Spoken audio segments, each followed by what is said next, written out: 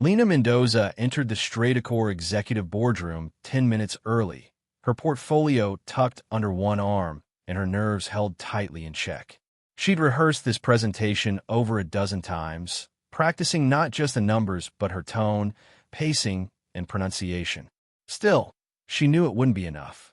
In rooms like these, rooms filled with suits, smirks, and polished egos, perception often spoke louder than data.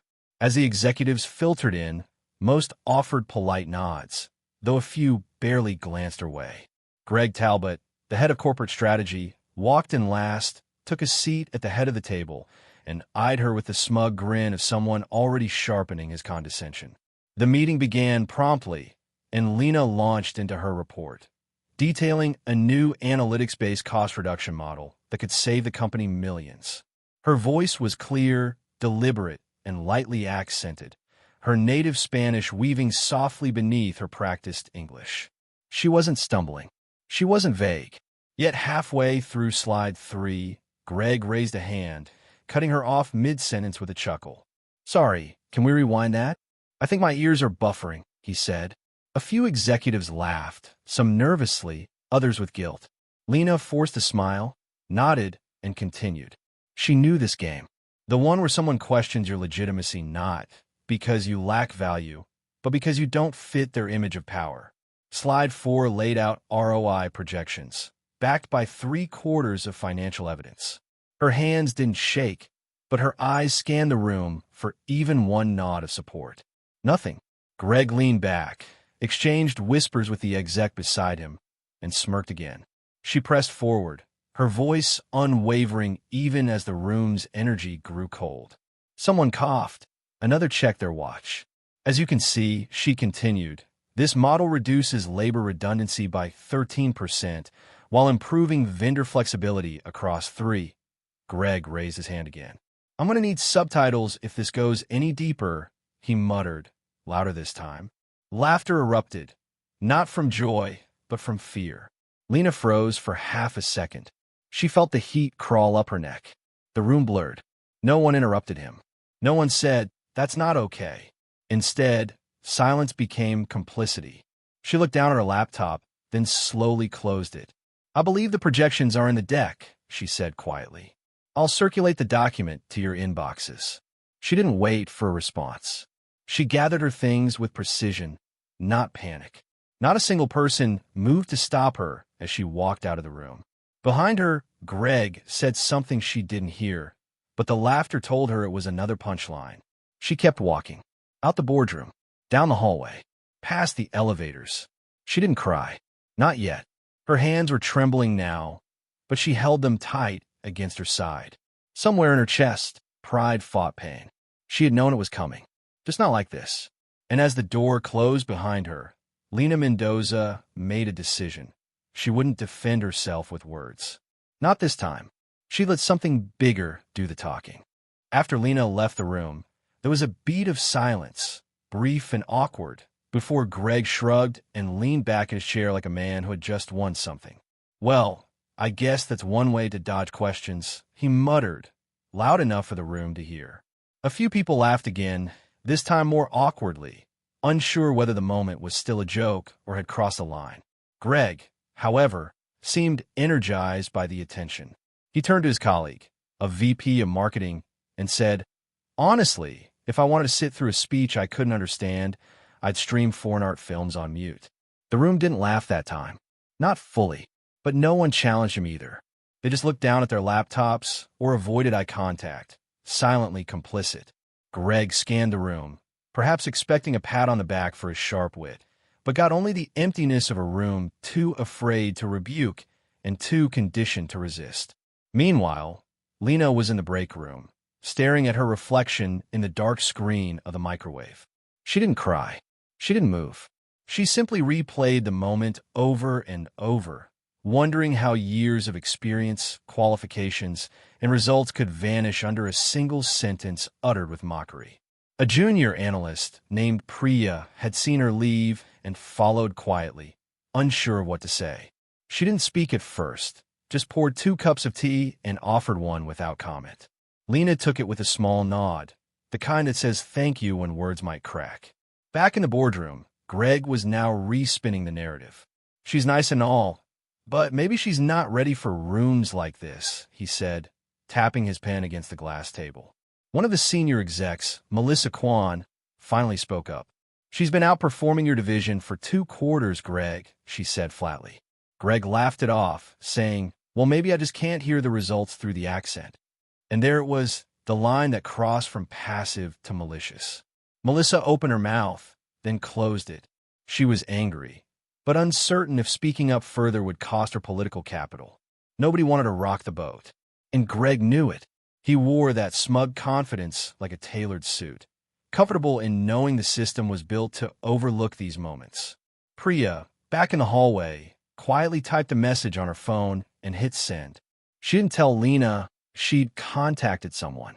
She didn't need to, because this wasn't just about the insult. It was about the silence that followed it. The real betrayal wasn't Greg's joke. It was that no one stopped him. That message, sent with trembling thumbs, read only.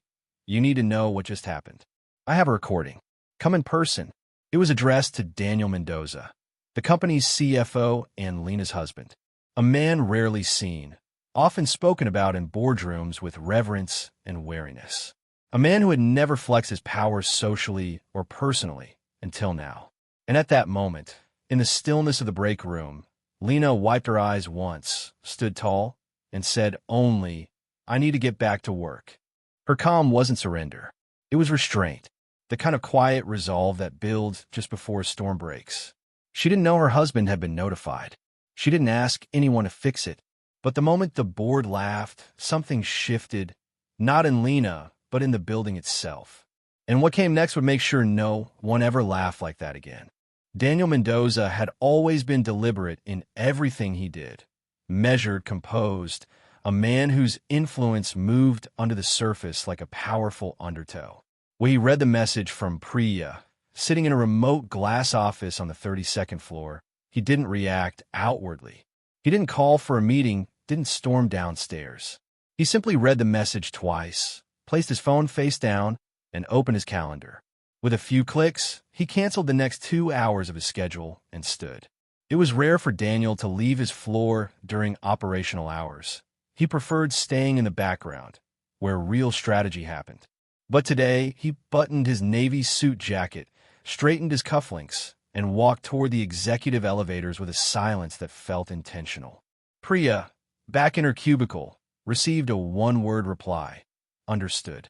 Her hands trembled, not from fear, but from anticipation. She had never spoken to Daniel directly, and now she had initiated a reckoning. Meanwhile, Greg was holding court in the hallway outside the boardroom, casually recounting how Lina had bailed mid-presentation. Honestly, he joked, I was doing her a favor. Sounded like she was choking on consonants. A few lower-level employees laughed nervously, unsure of the social boundaries. The tone was still light on the surface, but the air had grown denser, heavier. Lina was back at her desk, staring at spreadsheets she could no longer focus on, unaware that the tides were shifting just floors above her. Daniel didn't speak to anyone as he made his way down. No assistant, no security detail, no announcement. Just him and the weight of intent. When the elevator doors opened on the executive floor, heads turned. It wasn't fear, it was confusion. The CFO didn't do drop-ins. Ever. And when he moved past reception without breaking stride, something in the rhythm of the office broke. Daniel walked straight into the small glass conference room where a few board members were gathered post-meeting. The door hadn't even closed behind him when the room fell silent.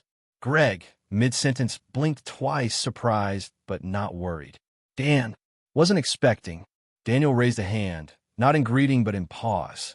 We need to discuss what happened in the last session, he said. His voice was even, but his tone clipped. Greg glanced around the room, a slight smirk still lingering, but his confidence began to crack. I received a report, Daniel continued, with evidence. He opened a slim folder he had brought. Inside, a printed transcript of the meeting and Priya's message, time-stamped and signed. He didn't raise his voice. He didn't have to. Each word was weighted with calm authority, the kind that made men like Greg suddenly forget how to breathe through their nose. "I'm not here to start a fire," Daniel said. "I'm here to ensure we know who's been lighting matches." The boardroom was frozen. No one dared interrupt him. And in that moment, the balance of power, subtle, invisible, but unmistakable, tilted, not with outrage, not with retaliation, but with controlled, strategic precision. Daniel didn't need to defend Lina. He didn't need to shout or name drop. He simply let the facts settle like gravity. And for the first time in his career, Greg Talbot felt a kind of fear that came not from confrontation, but consequence. When Daniel stepped in the next full executive session later that afternoon, the room wasn't just surprised, they were disoriented. He wasn't on the agenda. No one had invited him. And yet, he entered with the kind of calm that didn't require permission. The conversation at the table slowed, then stopped entirely, as all eyes turned toward the man in the navy suit who never made appearances without purpose. Greg, seated comfortably near the middle, offered a tight-lipped smile, trying to disguise his unease. "Daniel, to what do we owe the honor?" he asked, with faux cheerfulness. Daniel didn't answer immediately. He walked to the head of the table, placed a leather folder down, and remained standing. "Before this meeting continues, I'd like to address something critical to the integrity of this organization," he said, scanning the room not with anger, but with precision. The executives glanced at one another. Some stiffened in their seats. Daniel opened the folder and removed a sheet of paper. "This is a transcript of a comment made during the 10 a.m. session," he said. The comment reads, quote, "Is this even English?" A ripple of discomfort spread through the room. Daniel looked directly at Greg, who shifted in his chair but said nothing. "This was not just inappropriate," Daniel continued. "It was an assault on the values we claim to uphold: respect, equity, inclusion." The silence in the room grew heavier, no longer awkward but suffocating. The subject of this remark is a senior analyst with an impeccable record, and she happens to be my wife. There it was, the quiet detonation. Greg blinked. His face, usually animated with bravado, went slack. The room leaned back collectively, as though absorbing the force of a blow none had seen coming. Daniel remained upright, unmoved. "Now, I didn't intend to bring personal matters into a professional space," he said. "But when a professional space fails to protect its people, personal consequences become necessary." He dropped the transcript on the table like evidence in a courtroom. "This company is not a boys' club. It is not a comedy club. And it is not a playground for unchecked egos." Greg opened his mouth, perhaps to apologize, perhaps to deflect, but Daniel raised a hand, stopping him cold. "I'm not here to debate," he said. "I'm here to observe who still thinks silence is safe." Several of the executives looked down at their hands. Others stared straight ahead. No one defended Greg. No one dared. "There will be a formal review of conduct," Daniel added. "And until then, the individual responsible for this comment will step back from executive duties." Greg leaned forward now, desperate to save face. "Daniel, come on. This is a misunderstanding. A joke taken out of context." But the room no longer belonged to him. "Intentions don't erase impact," Daniel replied, his voice steady as stone. "And your context has been made painfully clear." For a moment, no one breathed. The message had landed, not just for Greg, but for every person who had ever laughed, stayed silent, or looked away. Daniel gathered his folder and walked to the door. "You'll find a revised schedule in your inbox," he said. "There will be new procedures on internal conduct and accountability." Then he paused, hand on the doorknob, and looked back. "And one more thing," he said, locking eyes with Greg. "Learn to listen. You might hear more than just words." With that, he left. Not with a slam, not with fanfare, but with the kind of finality that said everything without needing volume. And in his absence, the boardroom remained utterly, unmistakably quiet. In the days that followed, the Stratacor building no longer buzzed with the same easy arrogance it once held. Whispers replaced laughter, and eyes darted nervously in hallways that once felt invincible. Greg's office door remained closed, locked, in fact, pending an internal investigation.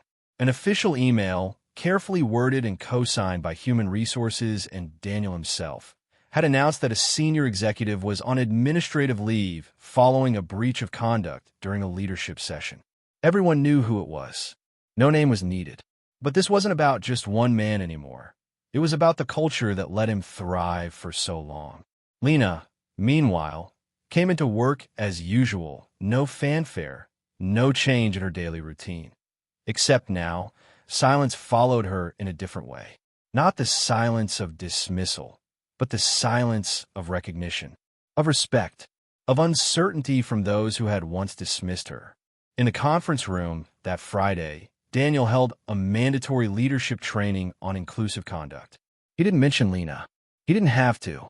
The presentation included data on performance bias, examples of linguistic prejudice, and anonymized testimonials collected over years from employees too scared to speak up. Until now. One slide showed a pie chart labeled promotions blocked by cultural fit. Another, a quote from a woman in HR. When I lowered my voice, I got listened to more. The room sat in uneasy silence, faces flushed with recognition, not just of Greg's behavior, but their own. Daniel turned off the projector. This is not a branding issue, he said. This is a leadership crisis, and it started with what we allowed to pass as just a joke. He paused long enough for the discomfort to settle. This company will not move forward on reputation alone. It will move forward by recalibrating who we protect and why. A senior executive cleared her throat to speak, but stopped. There was nothing to add that wouldn't sound performative. That was the beauty and severity of Daniel's leadership. He stripped you down to the raw mechanics of your values. You either had them or you didn't. Outside the boardroom, HR began quietly interviewing team members across departments. Several employees came forward with past stories of Greg's snide remarks, exclusionary behavior, and power hoarding. It turned out Lina's experience wasn't unique. It was just the first one someone with power had witnessed and refused to ignore. That was the difference. The reckoning wasn't loud. It wasn't a scandal splashed across headlines. It was the slow dismantling of unspoken hierarchies built on social privilege and unchecked cruelty. Meanwhile, Daniel didn't claim victory. He didn't issue statements. He simply made structural changes, updated bias training, altered hiring pipelines, and installed anonymous reporting tools for misconduct. His actions said, "We're not here to shame. We're here to uproot." And slowly, the building began to shift. Greg's name was removed from internal memos. His voice no longer echoed down the hallway. And Lina? She returned to that same conference room a week later, not as a guest presenter, but as a featured keynote speaker for Stratacor's Leadership Integrity Forum. She took the podium. Her accent, as always, was unmistakable. And this time, no one dared talk over her. On the morning of the Leadership Integrity Forum, the Stratacor atrium buzzed not with tension, but anticipation. Employees from every floor gathered in the company's largest event space, filling rows of chairs usually reserved for quarterly earnings calls and C-suite summits. A podium stood in the center beneath a digital display that read, "Voice, Value, Vision." It wasn't a slogan, it was a promise. And standing behind the curtain, Lina Mendoza waited, her notes folded neatly in hand, her breath steady. It had been a long week, a bruising week, but also a clarifying one. She was no longer the woman who had been mocked in silence. She was the woman who chose to return, with poise, with clarity, and most of all, with purpose. As she stepped onto the stage, a quiet hush fell over the room. Not the dismissive silence from before, but a reverent one. Lina looked out over the audience, not at their titles, not at their attire, but at their eyes. And for the first time, she felt seen for all the right reasons. "Good morning," she began, her voice as firm and lyrical as ever. "Let's talk about what it means to be heard." The first few slides outlined the same proposal she'd presented the week before, the cost-saving model, the analytics, the cross-department solutions. But this time, no one interrupted. No one chuckled. No one questioned her voice. Because the room had learned that what you mock today might be the wisdom that leads tomorrow.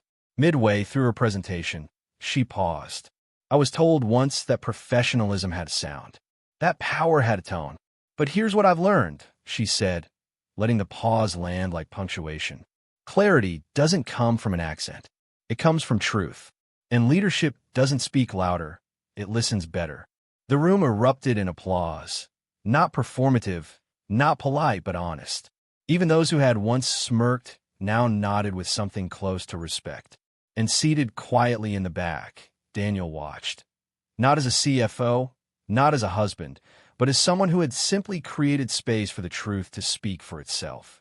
After the forum, Lina was approached by the CEO herself, who personally thanked her for setting a new bar, not just for presentations, but for courage. Within a month, Lina was promoted to Director of Strategy, overseeing the very team Greg had once dominated. Greg, meanwhile, never returned. His exit was quiet. There was no press release, no farewell party. Just an HR memo, archived and closed. Stratacor moved on, but differently. Department meetings changed. Hiring panels diversified. Accent sensitivity became part of onboarding. And in that same break room, where she once stood speechless, Lina now mentored younger analysts. She told them, "You don't have to change your voice. Just make sure they hear you." Because sometimes the most powerful shift in a company isn't policy, it's perception. And sometimes all it takes is one moment of disrespect to ignite a legacy of integrity. Her story didn't end in humiliation. It ended in transformation. Not just for her, but for everyone who learned the cost of silence and the power of standing up, even if your voice trembles.